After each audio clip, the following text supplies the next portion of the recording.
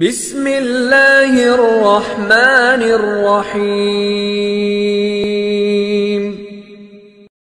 Mengapa ada yang menangisi kematian Al-Husain, tapi justru merekalah penyebabnya? Mengapa hari Asyura, hari yang penuh keutamaan dalam Islam, justru dirusak dengan ratapan, luka, dan darah oleh kaum Syiah? Siapa yang sebenarnya mengkhianati Husain? Dan bagaimana syaitan memanfaatkan tragedi ini untuk menebar dua bid'ah besar? Dalam video ini, Ustadz Sofyan Khalid Rurai akan bongkar akar perayaan bid'ah Asyura yang penuh air mata palsu, dan bagaimana sesungguhnya Islam memuliakan hari ini dengan ibadah puasa, bukan ratapan dan darah.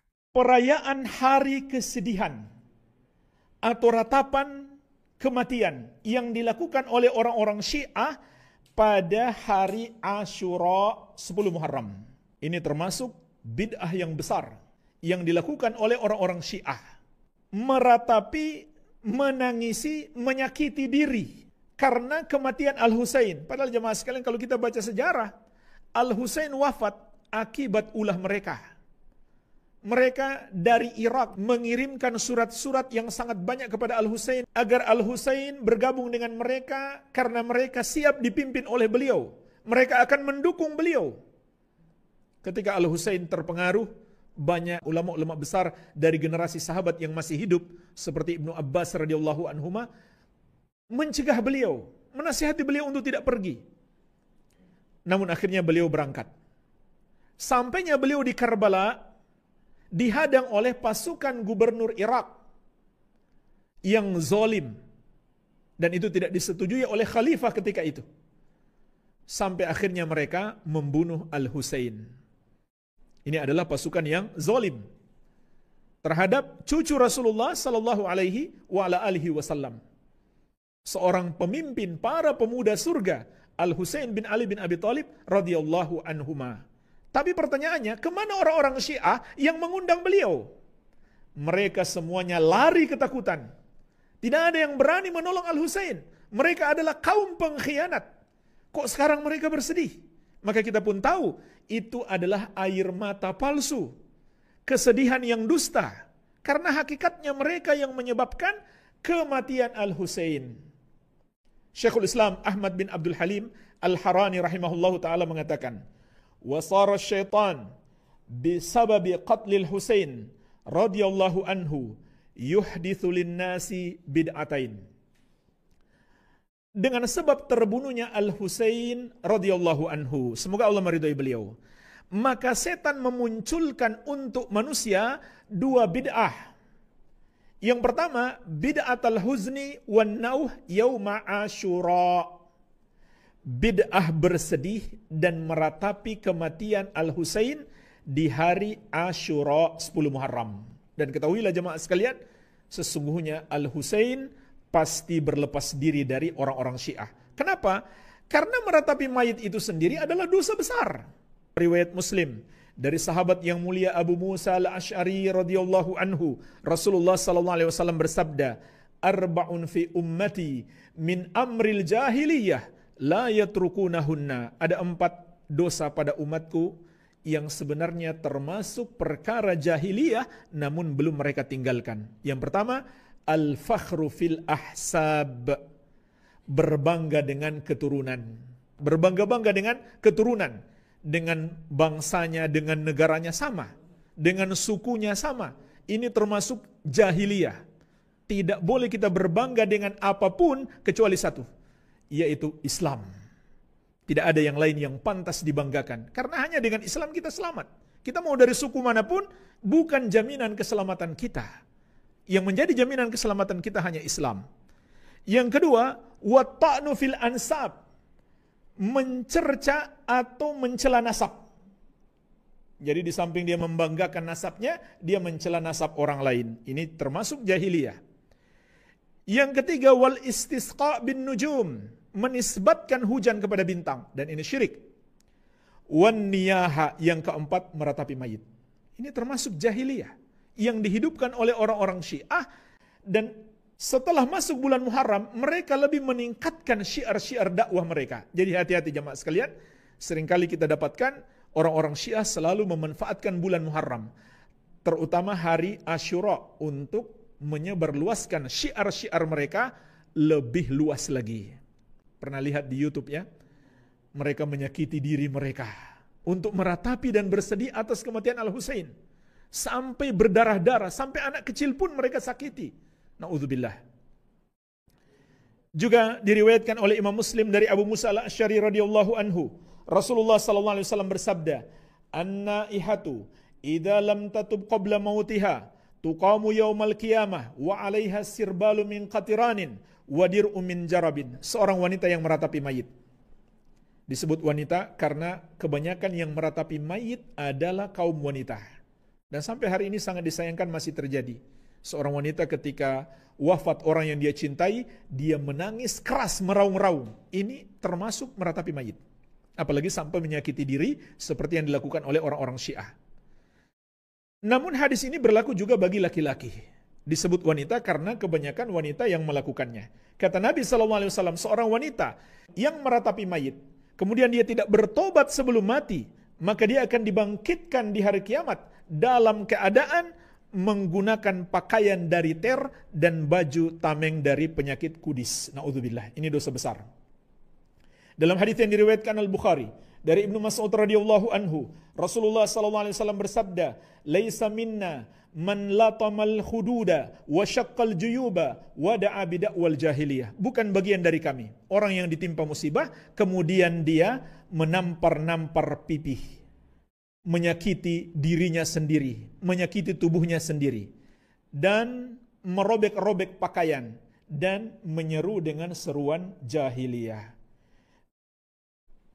Juga dari Abu Musa al-Asy'ari radhiyallahu anhu diriwayatkan oleh Imam Muslim, beliau mengatakan, "Inna Rasulullah sallallahu alaihi wasallam bari'a minas saliqah wal haliqah wasyaqah." Sesungguhnya Rasulullah sallallahu alaihi wasallam berlepas diri dari seorang wanita yang ketika ditimpa musibah dia teriak-teriak, histeris, meraung-raung. Jamaah sekalian, menangis boleh, tapi jangan histeris, jangan meraung-raung. Jangan ngomel-ngomel. Ini termasuk meratapi mayit. Kata sahabat Abu Musa al-Asy'ari radhiyallahu anhu, Rasulullah sallallahu alaihi wasallam berlepas diri dari orang yang melakukan ini ketika ditimpa musibah. Begitu pula beliau berlepas diri dari wanita yang memotong rambut dan mencabik-cabik pakaiannya ketika ditimpa musibah. Untuk bersedih dia potong rambutnya, bahkan ada sampai yang mencukur pelontos, dan dia merobek-robek pakaiannya, maka ini termasuk meratapi mayit. Jadi justru meratapi mayit itu adalah dosa yang sangat besar yang dilarang keras oleh Rasulullah SAW. Tapi oleh orang-orang Syiah malah mereka jadikan sebagai sebuah bentuk ibadah mereka dan perayaan mereka. Yang ada dalilnya kita dianjurkan berpuasa, iya. Rasulullah SAW mengatakan, "Wasiyamu yaumi Asyura ahtasibu 'ala Allah ayyukaffira sanata allati qablahu." Berpuasa pada hari Asyura 10 Muharram, aku harap kepada Allah akan menghapuskan dosa setahun sebelumnya. Jangan kita sia-siakan kesempatan emas mendapatkan pengampunan dosa 1 tahun. Kalau kita berpuasa bersama tanggal 9 lebih afdal. Karena Nabi SAW ketika dikabarkan orang-orang Yahudi juga berpuasa tanggal 10, maka beliau bersabda, "Fa idza kana al-'amul muqbil insyaallah sunnat tasi'ah." Kalau begitu tahun depan kita akan berpuasa tanggal 9 juga. Iya. Ini yang disyariatkan. Tidak ada amalan lain yang khusus disyariatkan di hari dan malam Asyura. Tidak ada anjuran misalkan bangun sholat tahajud karena bertepatan dengan Asyura, atau malam itu kita nggak tidur sama sekali, isi dengan ibadah, dengan zikir dan doa karena bertepatan dengan Asyura. Begitu pula tidak ada dalil 10 Muharram hari raya anak yatim. Dan kasihan sekali anak yatim itu. Kalau kita bersedekah kepadanya, tunggu 10 Muharram. Seharusnya kita bersedekah kepadanya setiap hari. Jangan tunggu 10 Muharram. Iya.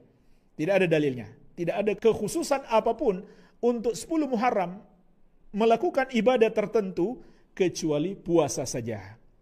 Syekh Bakar Abu Zaid juga dalam Tasihud Doa mengatakan, Yaum Asyura, pada hari Asyura tanggal 10 Muharram, hadza yaumun tattakhidhuhu Rafidah qabbahahumullah ma'taman limaqtalil Husain radhiyallahu anhu. Orang-orang Rafidah, Syiah, semoga Allah menjelekkan mereka karena betapa besarnya bahaya mereka terhadap Islam.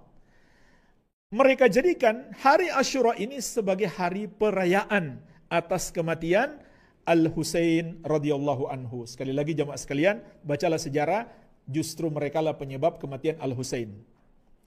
Wa ya'tuna fihi bi anwa'in minal bid'ah wal munkarat, dan mereka datangkan di hari ini berbagai macam bid'ah dan kemungkaran-kemungkaran, wad dalalat, dan berbagai macam kesesatan.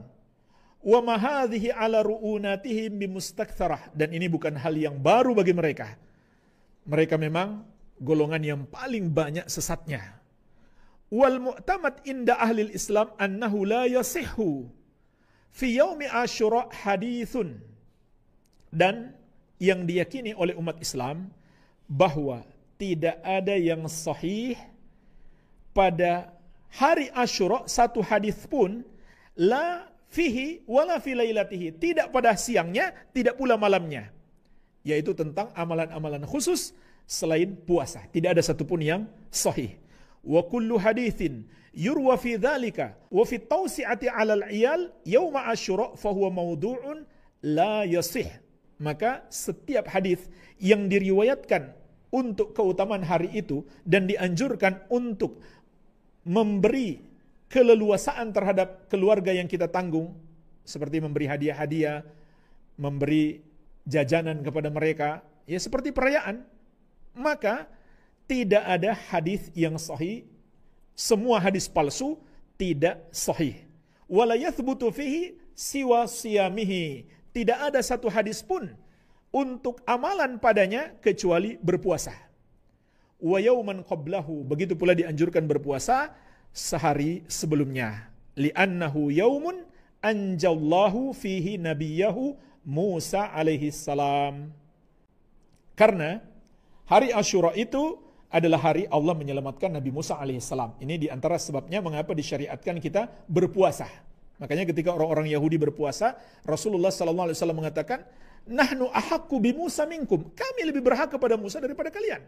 Karena kami masih mengikuti syariat Nabi Musa, beribadah kepada Allah, mengikuti syariat Allah, sementara kalian telah berpaling dari syariat Musa. Dan demi menyelisihi Yahudi, kita juga dianjurkan berpuasa tanggal 9-nya. Wa min bid'ai dzikri wad du'a fihi. Kemudian kata beliau, dan termasuk bid'ah zikir dan doa pada hari Asyura, ihya'u lailatihi bidzikri wa ta'abbud, menghidupkan malamnya dengan zikir dan memperbanyak ibadah. Dikhususkan hari itu atau malam itu. Wa takhsisu du'ain lahu bismi du'a Asyura, dan mengkhususkan doa dengan nama doa Asyura. Ini tidak ada. Wa anna man qara'u lam yamutil kasanah. Bahkan mereka juga meyakini, kata Syekh, siapa yang membaca doa Asyura, dia tidak akan mati tahun itu. Kalau dia baca tiap tahun, nggak mati-mati dong. Wa qira'atu suratin fiha dzikru Musa alaihi salam fi salati subhi yauma Asyura. Mereka juga meyakini dianjurkan membaca surat yang terdapat padanya penyebutan Nabi Musa alaihi salam di salat subuh hari Asyura tanggal 10 Muharram. Maka ini termasuk bid'ah. Wal ijtima' dzalikal yaum lidzikri wad du'a. Begitu pula berkumpul-kumpul di hari itu untuk melakukan zikir dan doa. Zikir berjamaah. Wa na'yul Husain dzalikal yaum alal manabir. Begitu pula meratapi kematian Al-Husain, mengumumkan kematiannya di mimbar-mimbar di hari itu. Maka ini termasuk bid'ah. Wa annal bukhur yauma Asyura ruqyatun lidaf'il hasad wasihri wan nakat. Dan mereka juga meyakini bukhur, asap dari wewangian yang dibakar di hari Asyura itu bisa menjadi ruqyah untuk menghilangkan penyakit hasad, sihir, dan berbagai keburukan. Wa ghairi dzalika mimma ya'bahu Allahu wa rasuluhu wal mu'minun. Dan masih banyak lagi, kata Syekh, yang mereka ada-adakan di hari Asyura yang tidak diizinkan, tidak ada dalilnya dari perintah Allah dan Rasulnya, dan juga dari kaum mukminin, terutama dari para sahabat radhiyallahu taala anhum ajma'in. Semoga penjelasan ini menambah wawasan kita tentang bagaimana seharusnya kita menyikapi hari Asyura. Jangan sampai kita tertipu oleh praktik-praktik yang tidak ada tuntunannya dalam agama, bahkan justru termasuk dalam kategori bid'ah yang sesat dan menyimpang dari sunnah Rasulullah Sallallahu Alaihi Wasallam. Kita cintai Husain radhiyallahu anhu karena beliau adalah cucu Nabi kita tercinta, pemimpin para pemuda surga. Tapi mencintai beliau tidak dengan cara meratap, menyakiti diri, dan menghidupkan budaya jahiliyah. Itu bukan bentuk cinta yang benar, tapi bentuk kebodohan yang diwariskan oleh para pendusta sejarah. Mari kita isi hari Asyura ini dengan ibadah yang diajarkan Rasulullah Sallallahu Alaihi Wasallam, yaitu berpuasa, memperbanyak taubat, dan memperkuat ketakwaan kepada Allah. Bukan dengan ratapan, bukan dengan drama berdarah, bukan pula dengan menyebar kebohongan sejarah. Alhamdulillahi Rabbil Alamin.